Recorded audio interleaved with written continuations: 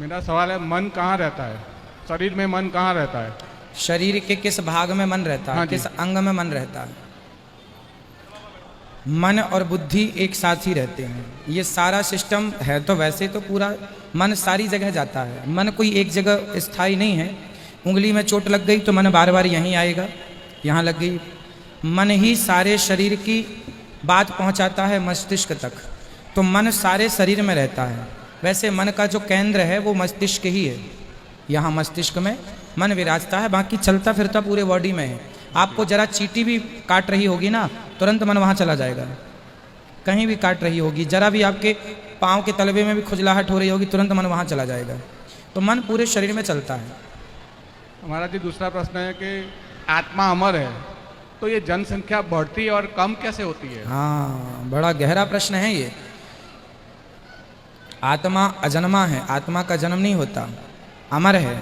तो जनसंख्या, पहले भारत की जनसंख्या 40 करोड़ थी, आज 140 करोड़ हो गई। हाँ जी। तो ये 100 करोड़ कहाँ से आ गए? यही सवाल है। हाँ जी।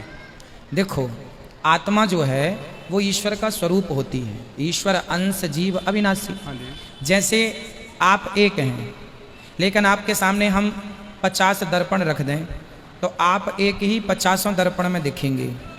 वो होगा आपका प्रतिबिंब। हाँ जी। दर्पण में जो हम दिखते हैं वो हमारा होता है प्रतिबिंब।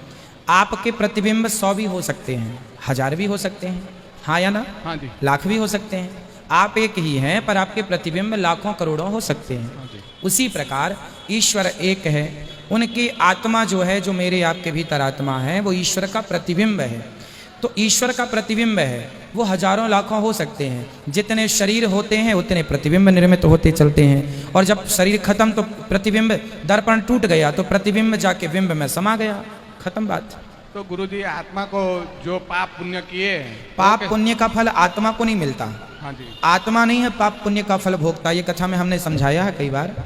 हमारे पाप और पुण्य का फल आत्मा नहीं, मन भोगता है। सूक्ष्म शरीर, जो हमारे अंदर सूक्ष्म शरीर होता है, जब आप सोते होंगे ना तो आपको सपना आता होगा। तो आपका एक शरीर तो बिस्तर पर सोया है, एक शरीर से आप सपना देख रहे होते हैं। तो वो जो स्वप्न का दृष्टा होता है, वही स्वप्न का दृष्टा सूक्ष्म शरीर होता है। उसी को मन भी कहते हैं। वही जाता है, सुख और दुख का, पाप और पुण्य का फल वही भोगता है। आत्मा केवल एनर्जी का काम करती है। एनर्जी, आँखों को देखने की ताकत आत्मा से, कानों को सुनने की ताकत आत्मा से, सबको आत्मा शक्तिशाली बनाती है। आत्मा का आपके पाप पुण्य से कोई लेना देना नहीं है। मन, गुरुजी ऐसा है ना कि जैसे हमने पाप किए तो अन्य योनि में चले गए हम, हाँ, तो वहां से फिर शुद्धि होके फिर आते हैं, वो कैसे घटनाक्रम चलता है? वो मेरी समझ- घटनाक्रम ऐसा ही चलता है जैसे मोबाइल आपका है और मोबाइल में, आपके मोबाइल में एक सिम पड़ी है। हाँ जी। समझिएगा, मोबाइल में सिम भी होती है और मेमोरी कार्ड भी होता है। हाँ जी। अब जो आपने किसी की फोटो क्लिक की, फोटो खींची, तो वो फोटो कहाँ सेव होती है? मेमोरी में कि सिम में? मेमोरी। मेमोरी में। सिम का काम है केवल मोबाइल को नेटवर्क देना। सिम का कितना काम है? केवल मोबाइल को नेटवर्क देना, एक्टिव रखना। उसी प्रकार आत्मा का काम है, आत्मा है सिम, शरीर है मोबाइल। आत्मा का काम है इसे नेटवर्क, आंखों को देखने का नेटवर्क, कानों को सुनने की शक्ति। अब जो आपने पाप किया, पुण्य किया, ये सब सेव कहाँ होता है? मन में, सूक्ष्म शरीर, हाँ जी। उसमें सब सेव होता चलता, हर योनि का, हर जन्म। इसमें बहुत बड़ा डेटा आप सेव कर सकते हैं, सब सेव होता चलता है। फिर वही मन जब मरते हैं तो वही सूक्ष्म शरीर जाता है। हम कौन हैं? हम अनिरुद्धाचार्य हैं। तो हम हमारा शरीर अनिरुद्धाचार्य है कि हमारा आत्मा अनिरुद्धाचार्य है? आप बताइए। आत्मा। आत्मा का कोई नाम नहीं होता, आत्मा का कोई स्वरूप नहीं होता। शरीर का नाम भी अनिरुद्धाचार्य नहीं है। हमारे भीतर एक्चुअली व्यवहार जगत में तो इस वेशभूषा को आप अनिरुद्धाचार्य, हमारी फोटो भी कहीं मिल जाएगी तो आप कहेंगे अनिरुद्धाचार्य, क्योंकि आपकी पहचान शकल से हो गई है, आपको चमड़ी से हो गई है, तो आप फोटो को पहचानते हैं। बट हमारा नाम अनिरुद्धाचार्य शरीर। आप हमारे गालों को देखिए, तो ये इनका नाम गाल है, इसका नाम आँख है, इसका नाम माथा है, इसका नाम गला है, इसका नाम कान। शरीर तो है पर शरीर के अंग भी अलग अलग हैं। तो मैं क्या हूँ? मैं हाथ हूँ कि नाक हूँ? ये मेरी नाक है, मैं नाक नहीं हूँ, मेरी नाक है। ये मेरा कान है, मैं कान नहीं हूँ, मेरा कान। अब मेरी नाक, मेरे कान, मेरी आँख, मेरा गाल, मेरा मुंह, मेरा पीठ, मेरा पेट सब अलग कर दिया जाए तो अनिरुद्धाचार्य कहाँ रहेगा? कहाँ रहेगा फिर? तो सबको जोड़ करके उसको, बॉडी को एक नाम दिया जाता है अनिरुद्धाचार्य, सा फलाना फलाना फलाना। ठीक है।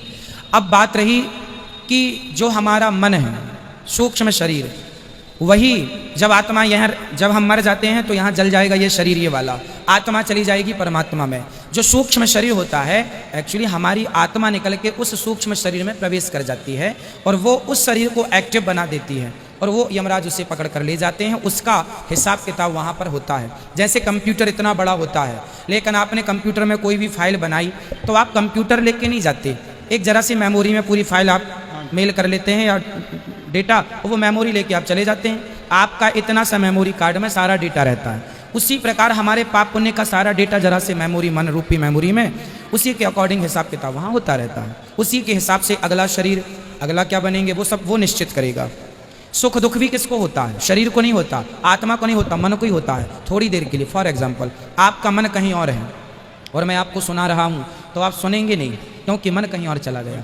तो मन जब कान का सपोर्ट करता है तब ये कान सुनते हैं। मन कहीं और है, आप आँख खुली भी है पर देख नहीं पाएंगे क्योंकि मन नहीं है। क्यों जी? कई बार आप किसी काम में इतने मस्त हो जाते हैं, मन लगा के करते हैं, सामने से कौन चला गया पता ही नहीं चलता। अरे चला गया, बारात चली गई, पता ही नहीं लगा। क्यों? क्योंकि उसमें इतने मस्त थे, मन लगा था। तो पूरा सिस्टम मन, इसलिए बड़े बड़े साधु संत वेद पुराण सब मन को ही सुधारने का कहते हैं। तन किसी का नहीं बिगड़ा, तन किसी का नहीं बिगड़ता, बिगड़ता है पाप। तन नहीं करता, पाप करता है पूरा फसाद की जड़ मन, इसलिए भोगेगा भी यही। नहीं, मेरी कुछ कंफ्यूजन ये है मेरे को कि दूसरे योनि में चले गए, पाप पुण्य का हिसाब पूरा हुआ, फिर मनुष्य योनि में वापस आए, इस हिसाब से जनसंख्या बढ़ती कम नहीं होती?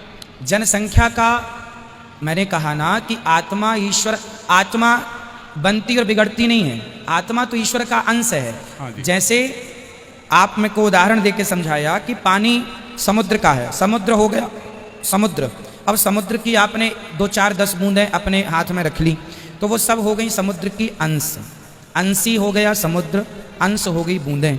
तो हमारी जो आत्मा है ये बूंदें हैं ईश्वर रूपी अंश की, अंशी की अंश हैं। जब आत्मा का काम पूरा हो जाता है वो अपने अंश में अंशी में मिल जाती है, तो वो जनसंख्या का उससे कोई लेना देना नहीं है ना। आपकी तस्वीरें हजारों हो सकती हैं, आप एक हैं, सूर्य एक है, लेकिन सूर्य आप घड़े में पानी भर के रख दीजिए, 1 लाख घड़े में पानी भरिए तो 1 लाख सूर्य के प्रतिबिंब दिखाई पड़ जाएंगे आपको। तो वो प्रतिबिंब है, हम और आप ईश्वर के प्रतिबिंब हैं। तो प्रतिबिंब तब तक है जब तक घड़ा है, घड़ा तोड़ दीजिए पानी बह गया, प्रतिबिंब गया। कांच तोड़ दीजिए, आपका प्रतिबिंब गया। तो शरीर पूरा हुआ, प्रतिबिंब खत्म, वो बिंब में जाके मिल गया। तो वो जनसंख्या का उससे कोई लेना देना नहीं है। वो तो जितने चाहो, एक आदमी के 1 करोड़ भी फोटो हो सकती हैं, वही है ईश्वर की फोटो है। आप सब, हम सब। राधे राधे। राधे राधे। वो तो कम ज़्यादा होता रहता भाई। आपके मोबाइल में आपने एक फ़ोटो खींच ली, अब उसके बाद उसकी 1 करोड़ बनानी है कि 1 ही रखनी है, वो आप कर लीजिए अपने सिस्टम के हिसाब से। एक फ़ोटो के 1000 फोटो हो जाती हैं, लाख भी हो जाएंगी, करोड़ भी हो जाएंगी।